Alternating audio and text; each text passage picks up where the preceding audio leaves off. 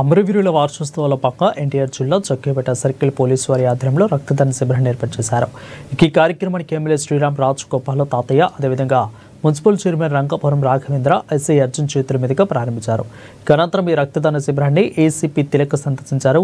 ఈ కార్యక్రమంలో Vishwabharati Vagdevi college students, police సిబ్బంది పాల్గొని స్వచ్ఛందంగా రక్తదానం చేశారు.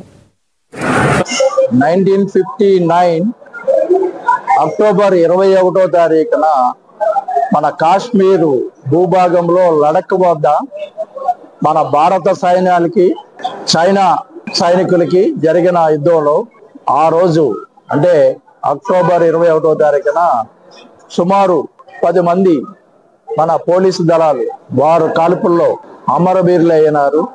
దాన్ని పురస్కరించుకొని భారత ప్రభుత్వం ప్రతి సంవత్సరము అక్టోబర్ 21ని అమరవీరుల సంస్మరణ దినోత్సవం అని ప్రకటించింది.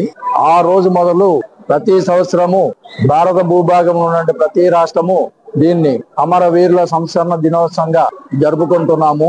ఆ అమరవీరులైన మన సైనికులకి, పోలీసులకి నివాళులర్పించే రోజు ఇది.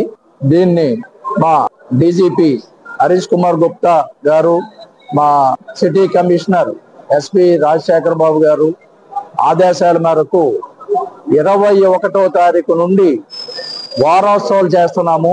అమరవీరుల సంస్మరణ వారోత్సవాలని 21వ తారీఖున స్టార్ట్ చేశాము. 28 వరకు దీనిపై ప్రజల్లో ఒక అవగాహన తీసుకురావడానికి, ప్రజలకి పోలీసుకి మధ్యన సత్సంబంధాలు కార్డియల్షిప్ లో ఉండడానికి ప్రజల ప్రోగ్రాం మేము కండక్ట్ చేస్తున్నాము.